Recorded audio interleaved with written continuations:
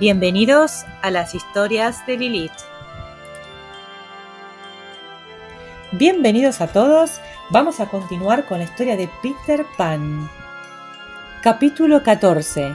El barco pirata. Una luz verde que pasaba como de soslayo por encima del riachuelo de Kidd, cercano a la desembocadura del río de los piratas, señalaba el lugar donde estaba el bergantín, el Jolly Roger, en aguas bajas, un navío de mástiles inclinados, de casco sucio, cada bao aborrecible, como un suelo cubierto de plumas destrozadas. Era el caníbal de los mares, y apenas le hacía falta ese ojo vigilante, pues flotaba inmune en el terror de su nombre. Estaba arropado en el manto de la noche, a través del cual ningún ruido procedente de él podría haber llegado a la orilla. Apenas se oía nada, y lo que se oía no era agradable, salvo el zumbido de la máquina de coser del barco ante la cual estaba sentado Smee, siempre trabajador y servicial, la esencia de lo trivial, el patético Smee. No sé por qué resultaba tan inmensamente patético, a menos que fuera porque era tan patéticamente inconsciente de ello, pero incluso los hombres más aguerridos tenían que apartar la mirada de él apresuradamente, y en más de una ocasión, en las noches de verano, había removido el manantial de las lágrimas de Garfio, haciéndolas correr. De esto, como de casi todo lo demás, Smee era totalmente inconsciente. Unos cuantos piratas estaban apoyados en las bordas aspirando el malsano aire nocturno. Otros estaban echados junto a unos barriles jugando a los dados y las cartas, y los 4 hombres agotados que habían transportado la casita yacían sobre la cubierta, donde incluso dormidos rodaban hábilmente de un lado a otro para apartarse de Garfio, no fuera a ser que les atizara maquinalmente un zarpazo al pasar. Garfio paseaba ensimismado por la cubierta. ¡Qué hombre tan insondable! Era la hora de su triunfo. Peter había sido apartado para siempre de su camino, y todos los demás chicos estaban a bordo del bergantín a punto de ser pasados por la plancha. Era su hazaña más siniestra desde los tiempos en que venció al cocinero, y sabiendo, como sabemos, lo vanidoso que es el hombre, nos habríamos sorprendido si hubiera caminado por la cubierta con paso vacilante, henchido de la gloria de su éxito. Pero en su paso no había júbilo, lo cual reflejaba el derrotero de su mente sombría. Garfio se sentía profundamente abatido. Con frecuencia se sentía así cuando conversaba consigo mismo a bordo del barco en la quietud de la noche. Era porque estaba horriblemente solo. Este hombre inescrutable jamás se sentía tan solo como cuando estaba rodeado de sus perros. Eran tan inferiores socialmente a él. Garfio no era su auténtico nombre. Incluso en estos días, revelar quién era en realidad provocaría un enorme escándalo en el país. Pero como aquellos que leen entre líneas habrán adivinado ya, había asistido a un famoso colegio privado, y las tradiciones de éste seguían cubriéndolo como ropajes, con los cuales efectivamente están muy relacionados. Por ello aún le resultaba ofensivo subir a un barco con la misma ropa con que lo había capturado, y todavía conservaba en su caminar el distinguido aire desgarbado de su colegio. Pero sobre todo conservaba el amor a la buena educación. La buena educación, por muy bajo que hubiera caído, todavía sabía que esto es lo que realmente cuenta. Desde su interior oía un chirrido como de portalones oxidados, y a través de ellos se oía un severo golpeteo, como martillazos en la noche que impiden dormir. Su eterna pregunta era: ¿te has comportado hoy con buena educación? la fama, brillante oropel, es mía, exclamaba él. ¿Es realmente de buena educación sobresalir en algo?, replicaba el golpeteo de su colegio. Yo soy el único hombre a quien el cocinero temía, insistía él, y el propio Flint temía al cocinero. Cocinero, Flint, ¿a qué casa pertenecen?, era la cortante respuesta. La idea más inquietante de todas era si no sería de mala educación pensar sobre la buena educación. Se le revolvían las entrañas con este problema. Era una garra que llevaba dentro más afilada que la de hierro, y mientras lo desgarraba, el sudor resbalaba por su rostro cetrino y le manchaba el jubón. A menudo se pasaba la manga por la cara, pero no había forma de detener el goteo. Ah, no envidiéis a Garfio. Le sobrevino un presentimiento sobre su pronto final. Era como si el terrible juramento de Peter hubiera abordado el barco. Garfio sintió el lúgubre deseo de pronunciar su último discurso, no fuera a ser que pronto ya no hubiera tiempo para ello. Habría sido mejor para Garfio, exclamó, haber tenido menos ambición. Solo en sus momentos más negros se refería a sí mismo en tercera persona. Los niños no me quieren. Es curioso que pensara en esto, que antes jamás lo había preocupado. Quizá la máquina de coser le diera la idea. Estuvo largo rato mascullando para sus adentros, contemplando a Smee, que cosía plácidamente, convencido de que todos los niños tenían miedo de él. Que tenían miedo de él, miedo de Smee.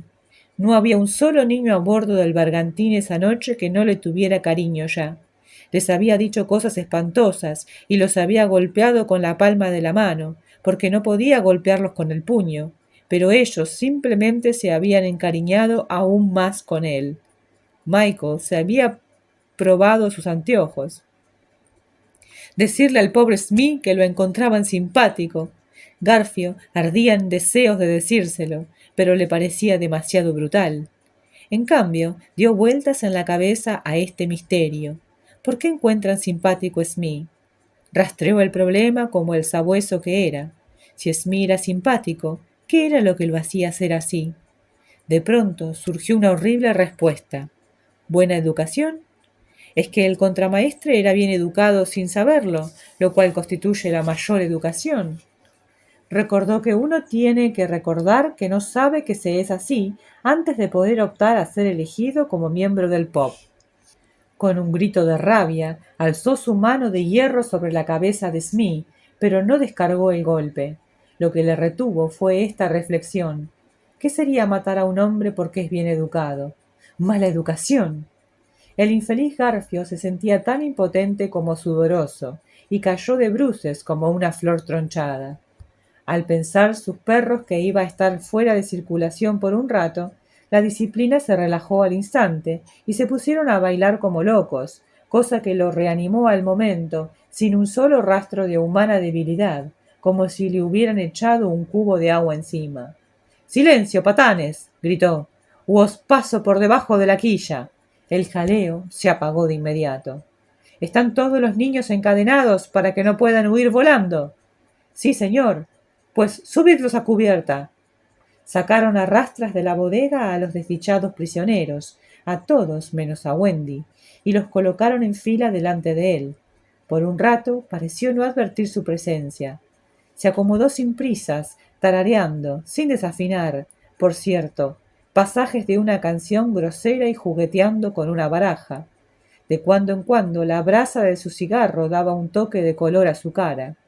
Bueno, muchachotes, dijo enérgicamente, esta noche 6 de vosotros seréis pasados por la plancha, pero tengo sitio para 2 grumetes.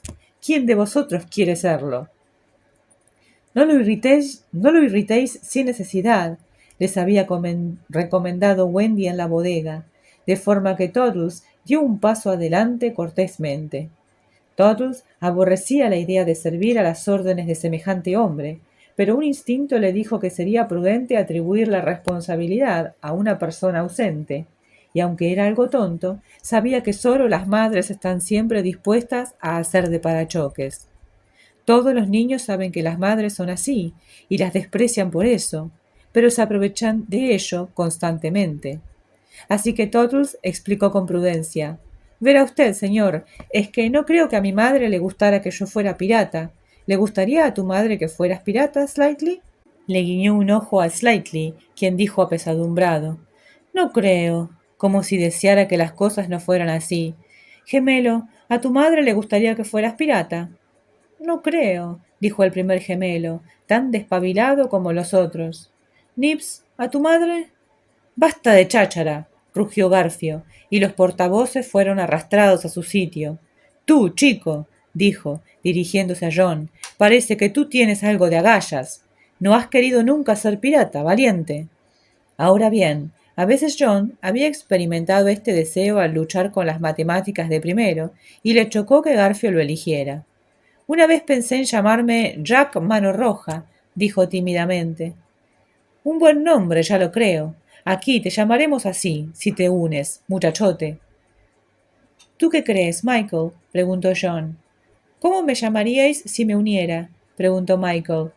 Joe Barbanegra. Naturalmente, Michael se quedó muy impresionado. ¿Qué te parece, John? Quería que John decidiera, y John quería que decidiera él. ¿Seguiremos siendo respetuosos súbditos del rey? Preguntó John. Garfio contestó entre dientes. Tendríais que jurar abajo el rey.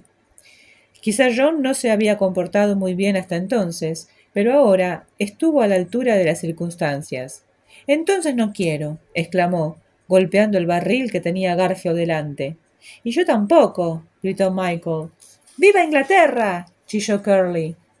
Los enfurecidos piratas les pegaron en la boca, y Garfio rugió. Eso será vuestra perdición.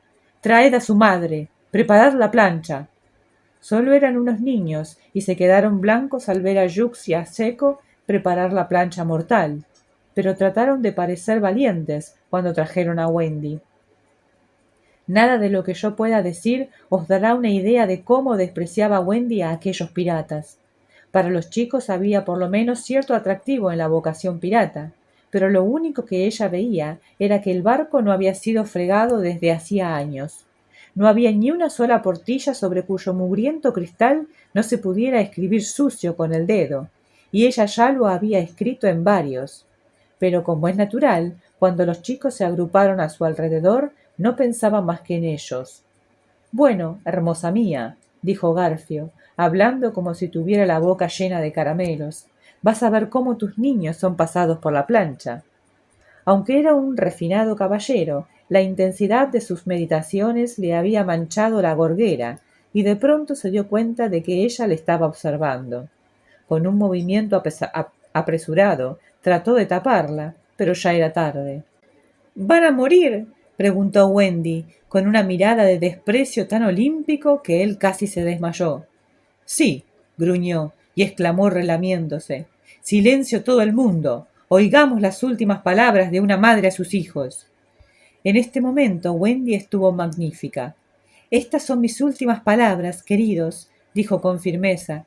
Creo que tengo un mensaje para vosotros de parte de vuestras madres auténticas, y es el siguiente. Esperamos que nuestros hijos mueran como caballeros ingleses. Incluso los piratas se quedaron sobrecogidos, y Tottles exclamó histéricamente: «Voy a hacer lo que espera mi madre». «¿Tú qué vas a hacer, Nibs?» «Lo que espere mi madre». «¿Tú qué vas a hacer, gemelo?» «Lo que espera mi madre». «John, ¿tú qué vas?» Pero Garfio había recuperado el habla. «¡Atadla!» gritó. Fue Smee quien la ató al mástil. «Escucha, rica», susurró, «te salvaré si prometes ser mi madre». Pero ni siquiera por Smee estaba dispuesto a prometer tal cosa. «Casi preferiría no tener hijos», dijo con desdén. Es triste saber que ni un solo chico la estaba mirando mientras Smee la ataba al mástil. Todos tenían los ojos clavados en la plancha, el último paseo que iban a dar. Ya no conseguían tener la esperanza de caminar por ella con gallardía, pues habían perdido la capacidad de pensar, solo podían mirar y temblar. Garfio sonrió con los dientes apretados, burlándose de ellos, y dio un paso hacia Wendy. Su intención era volverle la cara para que viera a los chicos mirando por la plancha uno por uno. Pero jamás llegó hasta ella, jamás oyó el grito de angustia que esperaba arrancarle. En cambio, oyó otra cosa. Era el horrible tic-tac del cocodrilo. Todos lo oyeron, los piratas, los chicos, Wendy, e inmediatamente todas las cabezas se volvieron en una dirección, no hacia el agua de donde procedía el ruido, sino hacia Garfio. Todos sabían que lo que estaba a punto de ocurrir solo le concernía a él, y que de actores habían pasado de repente a ser espectadores. Fue espantoso observar el cambio que le sobrevino. Era como si le hubieran cortado todas las articulaciones. Cayó hecho un guiñapo. El ruido se fue acercando sin parar, y por delante de él surgió este horrendo pensamiento: el cocodrilo está a punto de abordar el barco. Incluso la garra de hierro colgaba inerte, como si supiera que no era parte intrínseca de lo que quería el atacante. De haberse quedado tan tremendamente solo, cualquier otro hombre habría yacido con los ojos cerrados en el lugar donde cayera. Pero el poderoso cerebro de Garfio seguía funcionando, y guiado por él se arrastró a cuatro patas por la cubierta, alejándose todo lo que pudo del ruido. Los piratas le abrieron paso respetuosamente, y sólo cuando se vio arrinconado contra las cuadernas habló. —¡Escondedme! —gritó roncamente. Se apiñaron en torno a él, apartando los ojos de lo que estaba subiendo a bordo. No se les ocurrió luchar contra ello. Era el destino. Solo cuando Garfio quedó oculto, la curiosidad aflojó los miembros de los chicos, y así pudieron correr hasta el costado del barco para ver al cocodrilo trepando por él. Entonces se llevaron la sorpresa mayor de la noche entre las noches, pues no era ningún cocodrilo lo que venía en su ayuda, era Peter. Les hizo señas para que no soltaran ningún grito de admiración que pudiera levantar sospecha. Luego siguió haciendo tic-tac. Pero qué fantástico final. Increíble. ¿Se imaginan ver a Peter haciendo el sonido del reloj y Garfio escondiéndose? La verdad que fantástico final de este capítulo. Mañana continuamos con el siguiente y vamos a ver la final lucha, así que no se la pierdan. No se olviden también de suscribirse para recibir notificaciones acerca de este y otros cuentos geniales. Los espero mañana. Nos vemos.